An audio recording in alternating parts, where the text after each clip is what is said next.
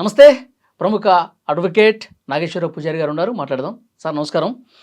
నాగేశ్వరరావు పూజారి గారు, అక్రమ సంబంధాలు పెట్టుకోవటం అనేది నేరం కాదు. స్త్రీ పురుషులు ఎవరైనా సరే వాళ్ళిద్దరి సమ్మతితో ఉండొచ్చు అని చెప్పి సుప్రీంకోర్టే స్వయంగా చెప్పిందని చెప్పి చాలామంది అక్రమ సంబంధాలు లైసెన్స్ వచ్చినట్టుగా పెట్టేసుకుంటా ఉన్నారు. నిజంగా ఇది తప్పు కాదు సార్. అక్రమ సంబంధాలు పెట్టుకోవటం వల్ల సమాజానికి కూడా హానికరమైనటువంటి పరిస్థితి కదా. అసలు వాళ్ళ మీద ఎలాంటి చర్యలు ఉండవంటారా? ప్రధానంగా నేను చెప్పేది ఏంటంటే మీరు ప్రజలందరూ చాలా ఖచ్చితంగా ఇది ప్రతి ఒక్కరు తెలుసుకోవాల్సిన విషయం ఇది. ఎందుకంటే దీని మీద ఇప్పటివరకు నాకు తెలిసి ఎవరు ఒక స్పష్టమైన ఆన్సర్ని కానీ ప్రజలకు వివరించాల్సిన అవసరం కానీ రాలే.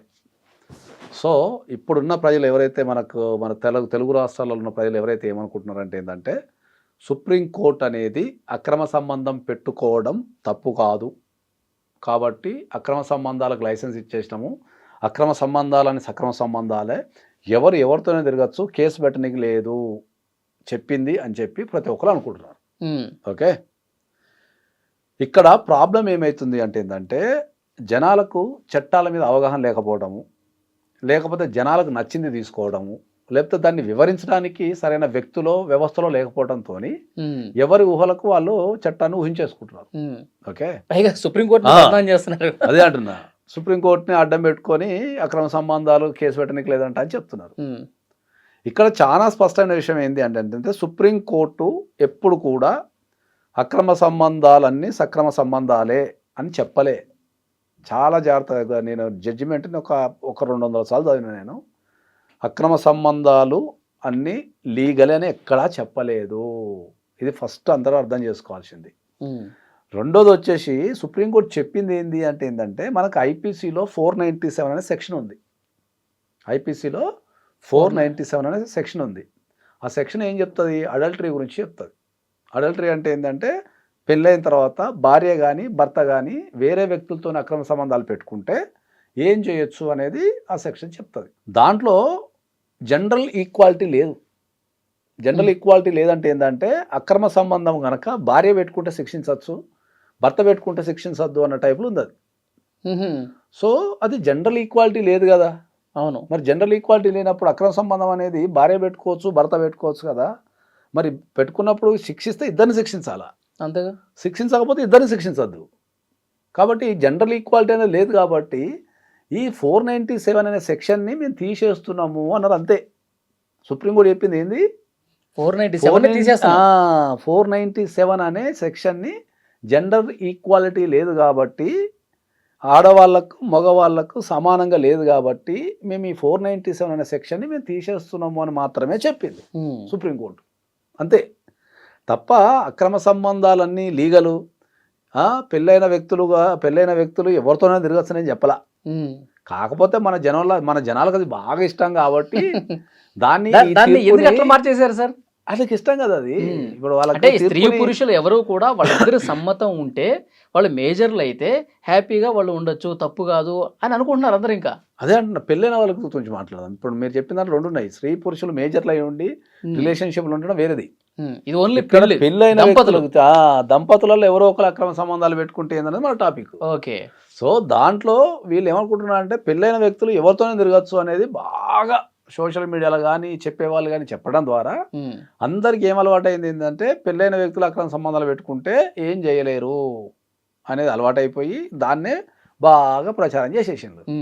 కానీ సుప్రీంకోర్టు ఎప్పుడు కూడా అక్రమ సంబంధాలు పెట్టుకుంటే నీకు శిక్ష లేదు లేకపోతే అని చెప్పలా. మేము 497 సెక్షన్ తీసేసినాము, అది జెండర్ ఈక్వాలిటీ లేదు కాబట్టి తీసేసినాం అని చెప్పింది, అంతే. నాటి వరకు సుప్రీంకోర్టు చెప్పింది. ఇప్పుడు వాళ్ళకి శిక్ష ఉందా మరి? 497 అనేది క్రిమినల్ నుంచి వాళ్ళని తీసేసిన తప్ప ఎవరైనా సరే అక్రమ సంబంధాలు పెట్టుకుంటే వాళ్ళ మీద మనం షూ చేసి వాళ్ళ దగ్గర నుంచి కాంపెన్సేషన్ పొందే అధికారం ఆ బాధపడ్డ వ్యక్తులకు ఉంటుంది. అంటే నేను చెప్తానండి, ఒక భార్య కానీ భర్త కానీ, సపోజ్ ఒక భర్త పెళ్ళైన వ్యక్తి ఒక అమ్మాయితోనే అక్రమ సంబంధం పెట్టుకుందాం అనుకుందాం. అప్పుడు ఈ భార్య వెళ్ళి ఆ అక్రమ సంబంధం పెట్టుకున్న అమ్మాయి మీద కేసు వేయచ్చు. నాకు రావాల్సిన ప్రేమని, నాకు దక్కాల్సిన గౌరవాన్ని, నాకు దక్కాల్సిన సమయాన్ని నువ్వు వృధా చేసి నాకు రావాల్సింది ఏది రావటం లేదు కాబట్టి ఆ అమ్మాయిని షూ చేయొచ్చు. నా దగ్గర నుంచి నువ్వు గుంజుకున్నావు కాబట్టి నాకు 1 కోటి రూపాయలు కట్టు కాంపన్సేషను, ఓ 50 లక్షలు కట్టు, ఓ 2 కోట్లు కట్టు అంటే అమ్మాయి యొక్క ఆర్థిక స్థితిగతులను బట్టి లేకపోతే భర్త యొక్క ఆర్థిక స్థితిగతులను బట్టి మనం కాంపన్సేషన్ అది కంపల్సరీ ఫైల్ చేసుకోవచ్చు. ఓకే, అలాగే ఇప్పుడు తమిళ బాగా హీరో చెప్తున్నా. విజయ్ కేసు లాగా. అది డైవోర్స్ చేసుకున్నారు.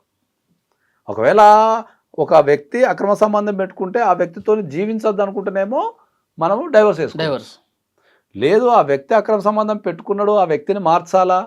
ఓకే, అక్రమ సంబంధం పెట్టుకున్న వ్యక్తిని మార్చాలా, అక్రమ సంబంధం నిరుపుతున్న వ్యక్తిని కూడా మనం మార్చాలా, వాళ్ళది కట్ చేయాలా, ఆ భర్తను భార్యను నాకే దక్కాలనుకున్నప్పుడు మాత్రం నువ్వు సివిల్ కేసు వేసుకోవాలి. ఓకే.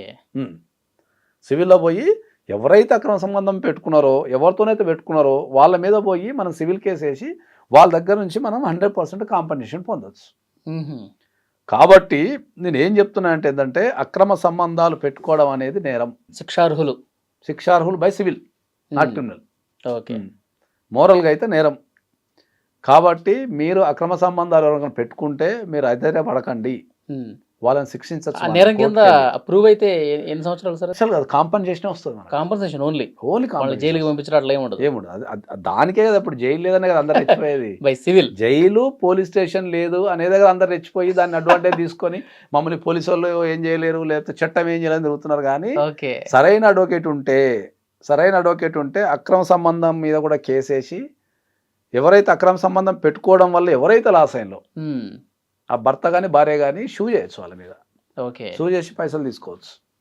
కాబట్టి నేను చెప్పేది ఏంటి అంటే మీ భర్త కానీ మీ భార్య కానీ ఎవరితోనైనా అక్రమ సంబంధం పెట్టుకుంటే ఓకే, మీరు వాళ్ళని ఏం చేయలేము అని మీరు ఏం చేయలేము చట్టంలో లేదని చెప్పి అదరబడి డిప్రెషన్లోకి వెళ్ళిపోకండి. వాళ్ళని ఖచ్చితంగా షూ చేసి వాళ్ళ దగ్గర నుంచి కాంపెన్సేషన్ తీసుకొని వాళ్ళని కోర్టు పరంగా సతాయించే అవకాశాలు కొన్ని వందలు ఉన్నాయి. ఓకే, కాబట్టి అక్రమ సంబంధాలని గనక మనం ఆపాలి ఈ సమాజంలో అంటే ఎవరు పెట్టుకుంటే వాళ్ళ మీద కేసులు వేసుకుంటే జరుగుతుంది, సరిపోతుంది. Thank you sir.